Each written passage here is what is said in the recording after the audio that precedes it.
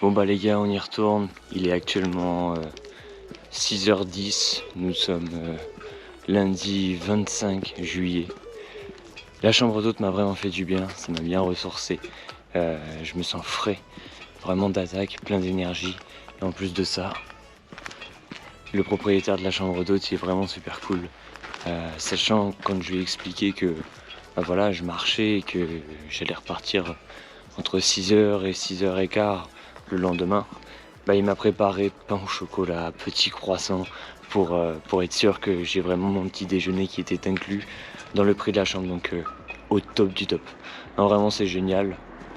Donc là j'ai en direction de La Châtre et bah, malheureusement il va falloir que je fasse un petit tour à un Intermarché, à un Super U, enfin il faut que je trouve un espace multimédia parce que je peux pas recharger mon téléphone, je peux pas recharger non plus ma batterie externe parce que finalement ma batterie externe demande une grande puissance.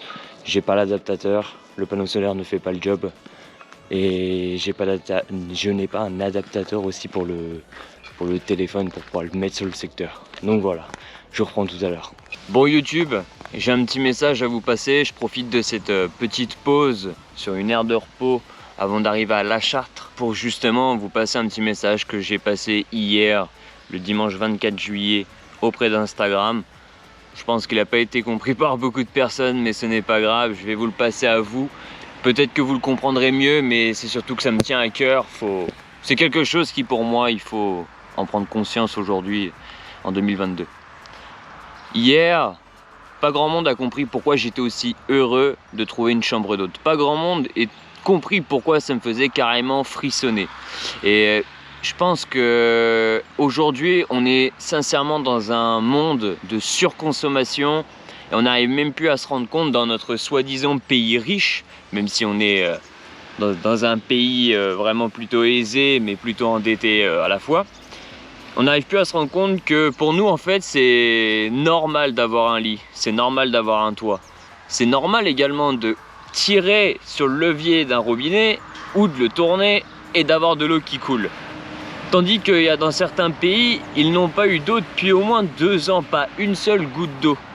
Aujourd'hui, c'est environ 20 millions d'êtres humains qui meurent de déshydratation parce qu'ils n'ont pas bu un verre d'eau.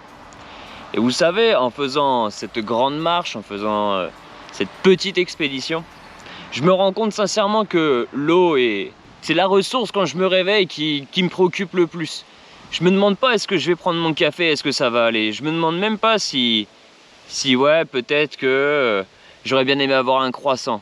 La seule chose qui me préoccupe, c'est quand je regarde dans mes gourdes, sorti de mon hamac, je regarde dans mes gourdes, et quand je me rends compte qu'il me reste plus que 50 centilitres, je me dis ça va être chaud, il faut que je trouve de l'eau très vite. Donc voilà, les gens qui n'ont pas compris pourquoi j'étais aussi heureux, sortez de votre zone de confort. Je parle pas comme toutes ces personnes sur le web qui vous disent sortez de votre zone de confort, comme ça vous allez être riche. Ou sortez de votre zone de confort, comme ça vous allez être mieux, plus ouvert avec le monde. Non, non, non. Quittez votre maison, quittez votre appartement. Mettez-vous dans des conditions très difficiles. Dans des conditions finalement où vous demandez quand est-ce que vous allez manger. Vous demandez également quand est-ce que vous allez boire un verre d'eau. Juste le fait de prendre une douche. Hier, j'étais content de prendre une douche. Parce que du coup, ça faisait un petit moment. Même si on peut vivre sans ça en réalité. Mais ça fait toujours du bien. C'est du confort qu'on a au quotidien et qu'on n'arrive même plus à se rendre compte à quel point ça nous fait du bien. Donc voilà, c'était un peu le petit message que je voulais vous passer. Prenez soin de vous, prenez soin de vos proches, ça, il n'y a pas de problème. Mais par contre, pensez également que rien n'est complètement acquis et que malheureusement, il faut ouvrir les yeux sur le monde dans lequel on vit. Que c'est pas ça la vraie vie, c'est pas ce qu'on nous fait voir, c'est pas ce qu'on a envie de voir. Ce qui est vraiment la vraie vie, c'est ce qui se passe réellement. Prenez un vélo, partez marcher, ce que vous voulez. Faites une grosse sortie, 2 semaines, 3 semaines, et faites beaucoup de kilomètres. Et vous allez vous rendre compte, le monde c'est pas vraiment ce que vous pensez. Hey guys, bon je profite d'une petite pause pour vous parler un petit peu, parce que je commence à prendre goût et à apprécier de vous parler et justement de vous partager l'aventure. Donc en fait pendant cette petite pause c'est très simple. Là j'en profite pour manger un petit bout, boire un petit coup, ranger aussi un peu mon sac pour le réorganiser parce que malheureusement j'ai mis un peu le bordel dedans ce matin et ça dépasse un petit peu, donc normalement tout devrait loger, donc je vais le réorganiser proprement. Et surtout j'en profite pour faire sécher finalement mon linge que j'ai lavé, qui est, lui c'est encore un peu humide, lui bon, il est quasiment sec, pareil pour les sous-vêtements. Donc voilà, je profite à chaque fois d'une petite pause comme ça pour ce type de circonstances on va dire. Et surtout bah j'ai déjà fait un peu plus de la moitié, j'ai fait un peu plus de la moitié, bientôt les 2/3 de mon objectif quotidien. Donc voilà, je peux me permettre, là où au moment où je vous parle il est même pas midi, donc là il est que 11h10, donc j'ai encore largement le temps de terminer l'objectif quotidien avant ce soir, avant de mettre de nouveau un campement. Et puis voilà, hein. Donc je suis allé aussi faire un petit tour au Intermarché qui est à côté, à La Châtre.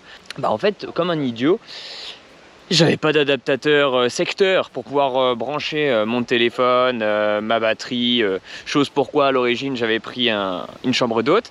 Donc super, le monsieur qui tient la chambre d'hôte, je lui ai demandé gentiment et vraiment adorable le monsieur, il me l'a prêté. Il m'a prêté un adaptateur pour recharger mon téléphone. Cependant, l'adaptateur pas assez puissant pour recharger ma batterie externe qui demandait trop de puissance en fait, qui demande vraiment un bon adaptateur quoi, qui développe. Donc du coup bah, je me suis arrêté à acheter ça, j'en ai profité pour racheter une batterie externe que normalement le panneau solaire pourrait recharger pour plus que je me retrouve on va dire un petit peu en galère avec l'énergie. Et aussi un câble plus long au passage pour mon téléphone parce que bon, il était trop petit. Donc voilà, j'ai fait mes petites courses et puis bah maintenant on se repose un petit peu. L'avantage d'être parti à 6h du matin, c'est que ouais, j'ai pu en manger pas mal dans la matinée. Et là cet après-midi, ça va être tranquille. Je vais terminer l'objectif et je vais sûrement, par rapport à l'heure, je vais sûrement même en faire un petit peu plus. Et voilà, ça reste cool. Bon bah je vous reprends plus tard. Eh les gars, c'est aussi ça les joies de la rando. Tu marches, après il faut aimer les fruits, il faut aimer les murs, mais tu marches et tu trouves ça. Du coup, bah, qu'est-ce que tu fais? Tu t'arrêtes et tu manges. Les amis, je vous parle avec un temps, comme vous pouvez le voir, qui commence à vachement se gâter. Le panneau solaire a pu m'offrir quand même une bonne recharge de mon téléphone, donc je suis quand même serein à ce niveau-là. Je vais pouvoir aller me trouver un petit campement et ensuite avoir de la batterie pour ce soir ainsi que demain. J'espère simplement que demain on ait un temps un peu plus joli pour que je puisse recharger de nouveau le téléphone. Et surtout j'espère ne pas me prendre de la pluie jusqu'à temps de trouver un campement. Une fois que le campement il est installé, après ça va, mais pas avant le campement. Je vous reprends une fois que justement je serai installé.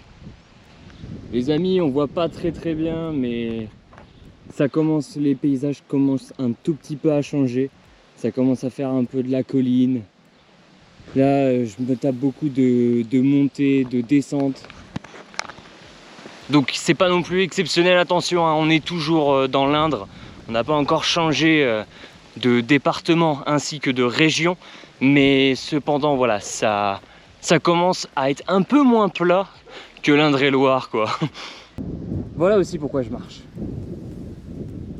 Quand on voit le paysage en arrière-plan, mais surtout tous ces animaux.